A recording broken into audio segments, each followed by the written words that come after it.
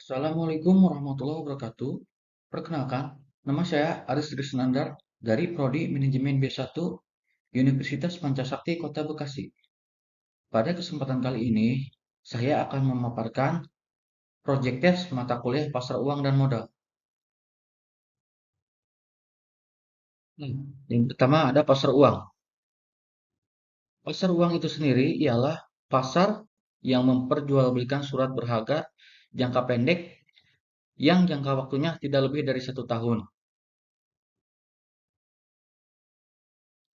Perbedaan pasar uang dan pasar modal. Di sini ada beberapa kolom. Yang pertama ada indikator pasar, terus sebelahnya ada pasar uang dan pasar modal. Nah, dalam jangka waktu, di pasar uang, jangka waktunya adalah jangka pendek. Sementara di pasar modal, jangka panjang. Indikator pasarnya, produk yang diperjualbelikan.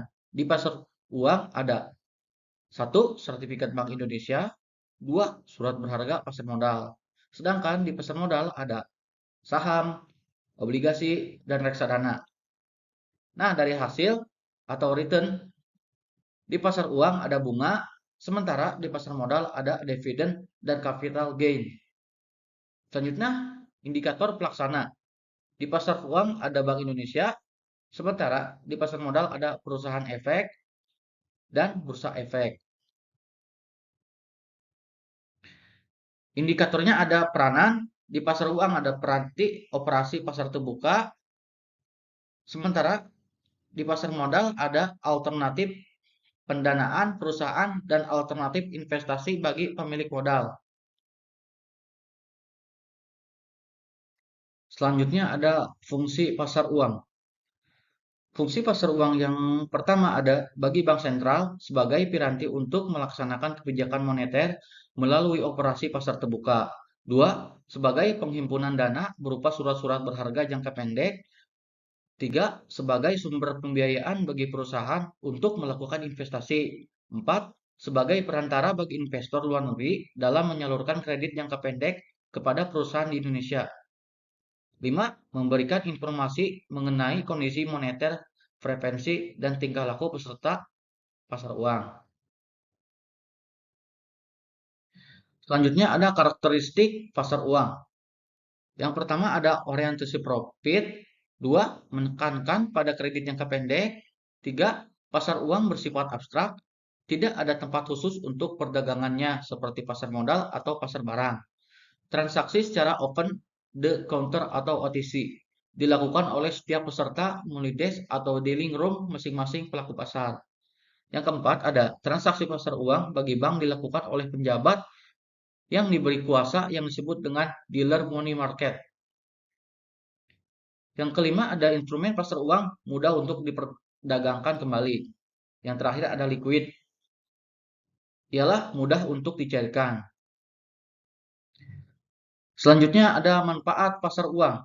Satu, terpenuhi kebutuhan dana jangka pendek bagi perusahaan, lembaga keuangan dan pemerintah dari overnight sampai tempo atau 1 tahun. Dua, bagi pihak yang surplus dana, pasar uang dapat dimanfaatkan untuk menyalurkan dana yang idle atau tidak terpakai. Yang ketiga, bagi bank, pasar uang dapat dimanfaatkan untuk memenuhi kebutuhan likuiditasnya agar saldo di giro pada bank sentral tidak negatif akibat kegiatan keliling. Nah, untuk peserta pasar uang itu sendiri ada 8. Yang pertama ada bank, kedua ada lembaga pemerintah, 3 ada perusahaan asuransi, 4 ada yayasan, 5 ada lembaga keuangan lainnya seperti MIS, koperasi, pegadaian.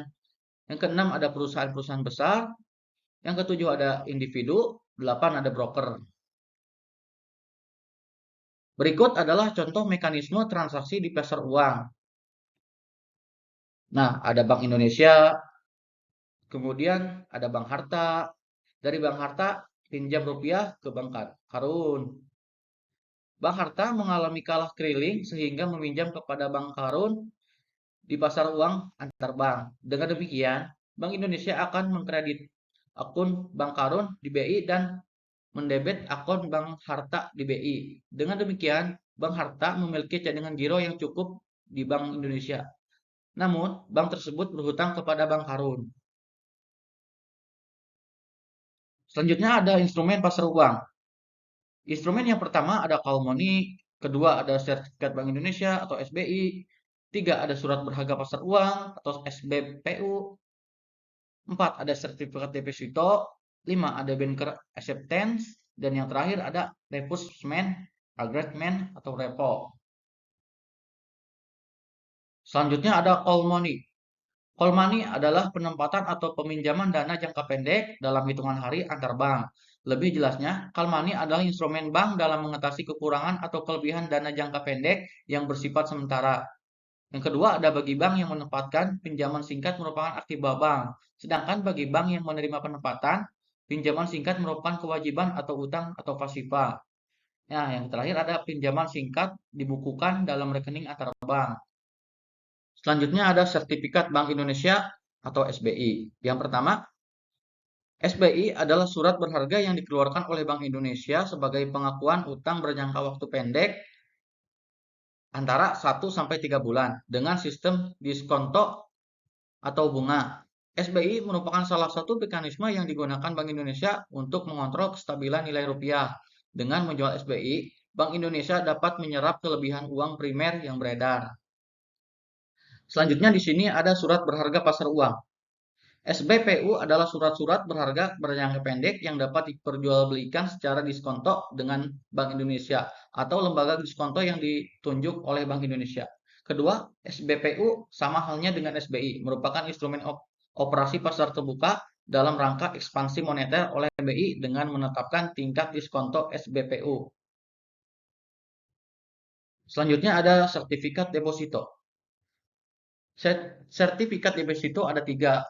Satu, instrumen keuangan yang diterbitkan oleh suatu bank atas unjuk dan dinyatakan dalam satu jumlah, jangka waktu, dan tingkat bunga tertentu. Dua, sertifikat deposito adalah deposito berjangka yang bukti simpanannya dapat diperdagangkan. Tiga, ciri pokok yang membedakan dengan deposito berjangka terletak pada sifat yang dapat dipindah tangankan atau diperjualbelikan sebelum jangka waktu jatuh temponya melalui lembaga keuangan lainnya. Selanjutnya ada banker acceptance. Yang pertama ada suatu instrumen pasar uang yang digunakan untuk memberikan kredit pada eksportir atau importir untuk membayar sejumlah barang atau untuk membeli valuta asing. Dua, eksportir sangat tergantung pada pembiayaan akseptasi oleh bank domestik atau suatu bank asing. Dengan demikian, accept adalah instrumen keuangan yang dirancang untuk mengalihkan risiko perdagangan internasional kepada pihak ketiga yang akan mengambil risiko tersebut. Karena ia memiliki keahlian dalam menilai risiko kredit dan menyebarkan risiko tersebut dalam berbagai pinjaman. Selanjutnya ada reimbursement agreement. Ialah transaksi jual beli surat-surat berharga disertai dengan perjanjian bahwa penjual akan membeli kembali surat-surat berharga yang dijual tersebut pada tanggal dan dengan harga yang telah ditetapkan terlebih dahulu. Selanjutnya ada resiko yang muncul dalam pasar uang. Yang pertama ada risiko pasar atau interest risk. Dua ada risiko investigasi. Tiga resiko gagal bayar. Empat risiko inflasi. 5. Risiko valuta asing dan risiko politik. Selanjutnya ada indikator pasar uang.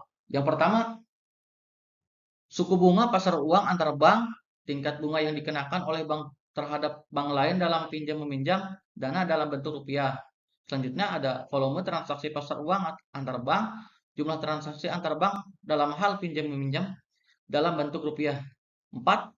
Suku bunga pasar uang antar bank US dollar. Tingkat bunga yang dikenakan oleh bank terhadap bank lain dalam hal pinjam meminjam dana dalam bentuk US dollar.